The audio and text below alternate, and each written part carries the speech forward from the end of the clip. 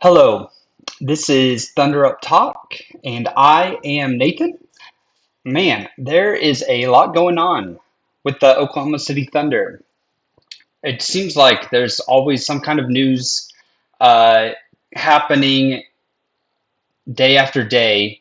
It just seems like it's not stopping, which is awesome for me. There just hasn't been like a boring day in the NBA really, and especially for the Oklahoma City Thunder. So. I'm going to break down and talk about game three of the Thunder's last game in Salt Lake City. I'm also going to talk about the big contract extension that not Shai, he already signed, that Chet signed, and kind of talk about that. I've been seeing some things. I really want to get something off my chest and kind of talk about that. And then there are a couple of other things that I'll kind of talk about at the end. But before I start talking about all that, I would like to say thank you, a quick thank you for everyone who has already subscribed to my channel. That means a ton. It really does. Everyone who has even watched the video. So I do want to encourage you, if you like this content at all, please give it a like, maybe a comment if there's something that you don't agree with me on, if there's something that you do agree with me on, and then of course, if you really do like the everything I'm putting out, I ask that you please subscribe. That would mean a ton to me. So let's get to the important stuff. Chet signed a 5-year, $250 million contract, which is awesome. That means we get him for another 5 years. So this contract is ascending. So a lot of the contracts that Presti has signed with the role players is descending. He'll pay them the most at the beginning, and then it slowly goes down. But for Chet, I think it starts at around 46 million, and then will ultimately his last year of the contract kind of ends at 54 million. So yeah, he's doing great for himself, averaging $50 million on his next contract per year. I've already seen on Twitter or X, whatever you want to call it, a lot of people kind of complaining, saying overpay this, overpay that, comparing him to Rudy Gobert. And I'm just like, Chet was on pace. He was averaging 18, 19 points a game, 9 to 10 rebounds, and around 3 blocks per game the first 10 games of the season before he got injured. And this is the worst that Chet's going to be. He recovered from an injury where he literally had a fracture in his hip. He could not walk for 2 months, and he came back for the playoffs. Well, he came back for the tail end of the season and into the playoffs. And I know a lot of people pointed to the fact that he didn't shoot very well. I think that he wasn't quite in the greatest conditioning. How could you be after recovering from a major, major injury like that he sustained? So I think this is the worst version of Chet that we're going to see for the next decade. You know, he's only going to get better. He's only going to get stronger. He's going to put on weight. And fingers crossed, he's not going to have another major injury like that. So if this is the worst version that we get of Chet, I think we're going to look back on this contract and say, I already think it's completely fine. You take the risk with somebody that talented. Um, but I think we're going to look back on it and be like, yeah, that's what he should have gotten. And so I just see a world where he's already a top three, maybe top two. I think he's probably going to be the best defensive center outside of Wemby.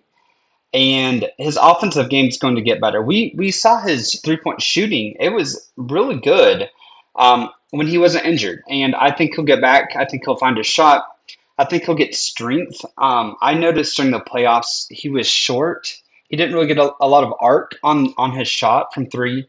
I think a lot of that really is conditioning. He was probably still getting back into rhythm.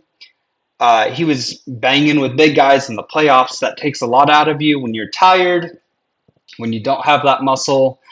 Um, your shots fall, they fall short, and that happens pretty quickly. So I'm super excited that we now have locked up Shai, we've locked up Chet, and hopefully in my next video or two, we'll be talking about the J-Dub max extension. So that's all I've got really to say about Chet. I'm not worried about it one bit.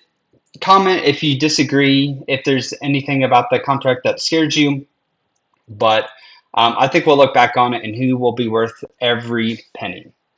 Um, as I talked about earlier, game three was yesterday, so it was the last game in Salt Lake City before they go to Vegas here in just a few days. This game was a little different. I talked about game two. Topic did not have a good game. Game two was by far his best game. And like I kind of discussed, you saw the flashes in his passing and his finishing ability around the rim. He had great touch. He had some really creative alley oops. He found guys in the fast break. This game, he only had 7 points and he had 8 turnovers. So for the total 3 games, I think I saw something that said that he had 17 total turnovers. Not good. He is definitely going to have to, clean that up big time if there's any chance of him having some kind of role on this Thunder team. Now, Mark will give him every opportunity to succeed for sure. And, again, he's a rookie. He is rusty. He hasn't played competitive basketball in a really long time. And he's only 19 years old. So I'm not worried about that. He's had 2 really high turnover games. Uh, but I do see the flashes there when he is getting to the rim, finishing, and I'm still very excited about his potential.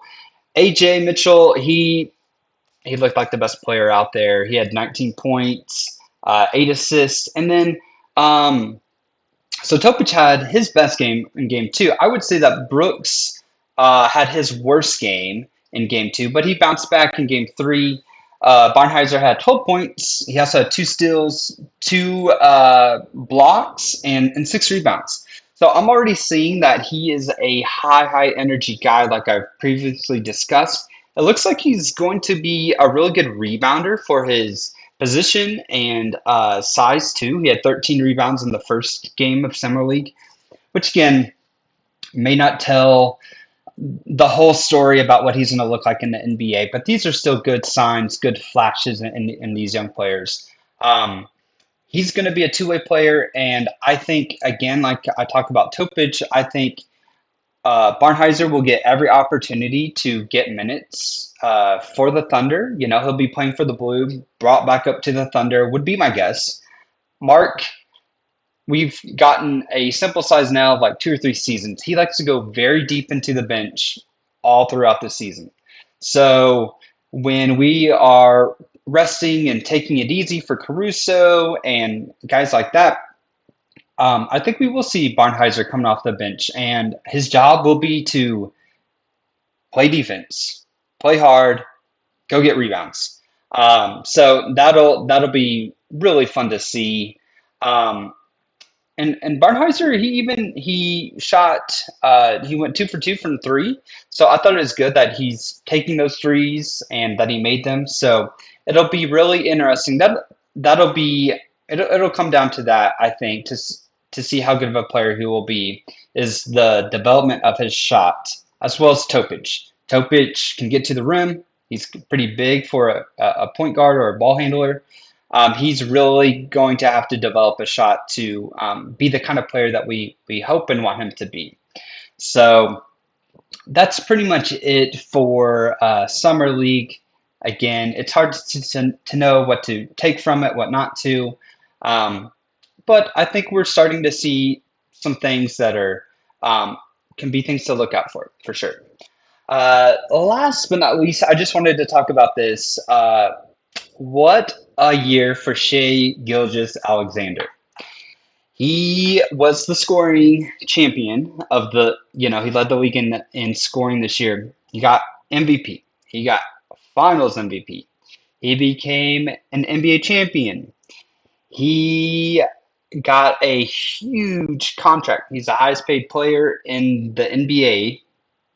And on top of that, we just found out that he will be on the cover of 2K26, and not that big of a deal, but man, he just keeps stacking wins on wins on wins.